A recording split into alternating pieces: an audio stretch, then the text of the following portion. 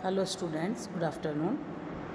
ये पार्ट था पेपर 1 जो हमारा है पाश्चात्य राजनीतिक विचारकों का इतिहास। हम यूनिट 1 का जो पहला टॉपिक है प्लेटो, उस पर चर्चा आरंभ करेंगे। पिछली क्लासेस में हमने यूनानी राजनीतिक चिंतन की विशेषताएं और सुकरात, जो कि प्लेटो के गुरु के नाम से जाने जाते हैं या प्लेटो के गुरु के रूप में विख्यात हैं, उन पर चर्चा की थी। प्लेटो प्राचीन यूनान का एक अत्यंत प्रतिभाशाली दार्शनिक है और पश्चिमी परंपरा में उसे सबसे पहला व्यवस्थित एक राजनीतिक सिद्धांतकार भी हम मान सकते हैं। प्लेटो ने राजनीति की ऐसी समस्याओं पर विचार किया है जो आज के युग में बहुत ज़्यादा महत्वपूर्ण समझी जाती हैं, जो आज भी चर्चा परिचर्चा का केंद्र रहती हैं और संभवतः आने वाले जितने भी युग रहेंगे, युगांतर तक उन विषयों पर चर्चा चलती रहेगी। प्लेटो का जन्म एथेंस के एक बहुत बड़े कुलीन परिवार में हुआ और जब कुलीन परिवार में हुआ तो ये ऑब्वियस है कि उनमें राजनीतिक महत्वाकांक्षा उनको उत्तराधिकार के रूप में मिली। प्लेटो का मूलतः नाम एरिस्टोक्लीस या उन्हें अफलातून के नाम से भी जाना जाता है। उनकी बॉडी बिल्डिंग, उनके चौड़े कंधों के कारण उन्हें प्लेटो कहा जाता है। यूनान के एथेंस नगर राज्य में उनका जन्म हुआ है, इसलिए वहाँ पे एक वीर सैनिक के रूप में उन्होंने काफ़ी ख्याति भी अर्जित की।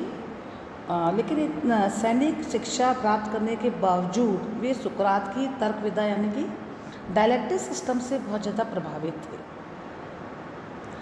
और ये सुकरात की अद्भुत तर्क विधा शक्ति थी जिन्होंने प्लेटो को बहुत आकर्षित किया और बाद में जो एक सैनिक प्लेटो या अफलातून थे वो एक कुशल दार्शनिक के रूप में परिणित हो गए।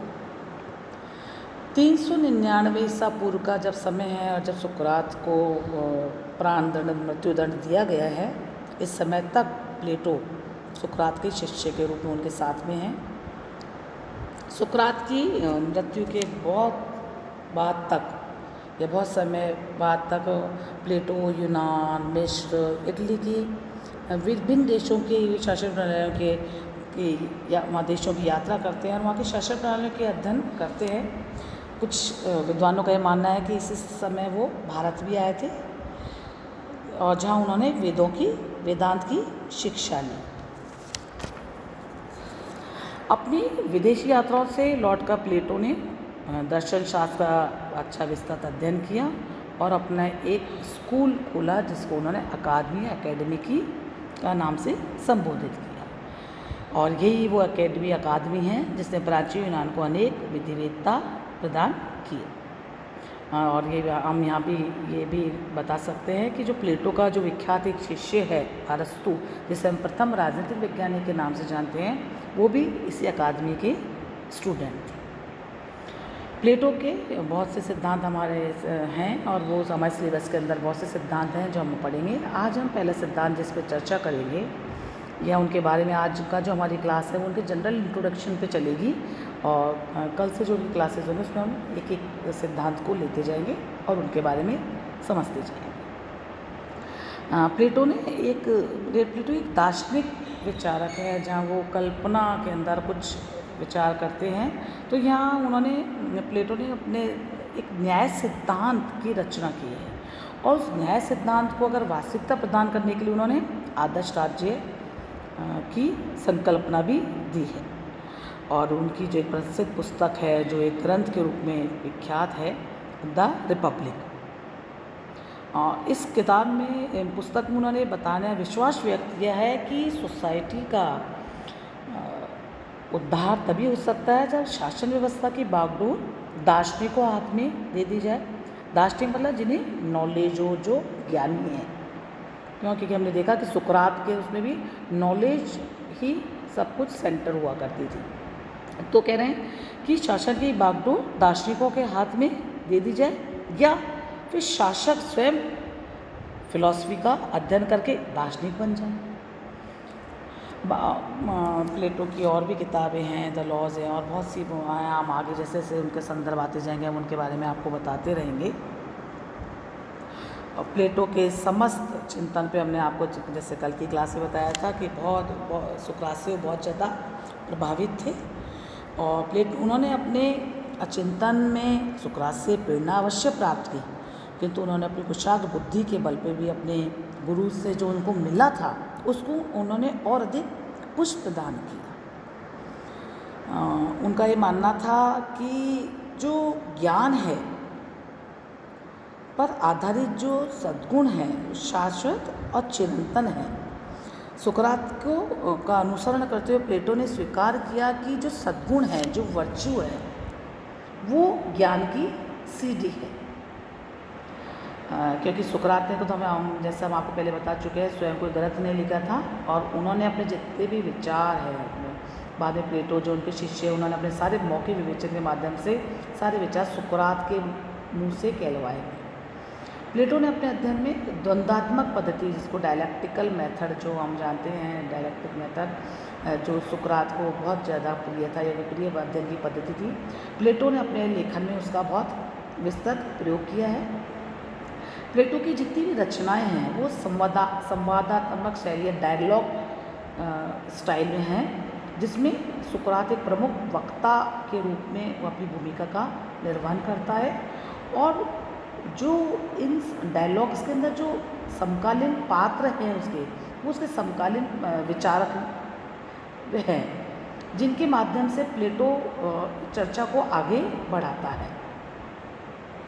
क्योंकि प्लेटो उस समय जिन बातों का परीक्षण करना चाहता था, वो समस्याओं को, सामाजिक समस्याओं को सुकरात के माध्यम से हल करने का प्रयास भी करता है। और एक चिंतन की जो हम, और ये जो समस्याएं हैं, जो सामाजिक जीवन की जो प्रॉब्लम, जिनको सुकरात के माध्यम से द्वंद्वात्मक पद्धति के माध्यम जो भी उसके तरीके से जब प्रस्तुत करता, वो समस्याएं जो समस्त हमारे राजनीतिक चिंतन या पाश्चात्य राजनीतिक चिंतन की अमूल्य नीति भी है। सुकरात को अनुसरण करते हुए प्लेटो ने ये भी बताने का प्रयास किया कि परस्पर विरोधी विचार अगर एक साथ प्रस्तुत किए जाएंगे तो वो एक दूसरे के असत्य को नष्ट कर देगी, और जो शेष रहेगा वो युक्ति संगत सत्य ही होगा। यही वो द्वंद्वात्मक पद्धति हैं जो बाद में हम आगे जाकर के देखते हैं। 18वीं शताब्दी, 17वीं शताब्दी जर्मन दार्शनिक हेगेल ने भी इस पद्धति का अनुसरण किया है। एक प्रमुख बात जो प्लेटो में हमको दिखाई देती है, जो वो जिसका भी उन्होंने अनुसरण करते हुए सुकरात की और ही देखा है, कि वो एनोलॉजीज यानी कि दृष्टांतों का प्रयोग करते हैं।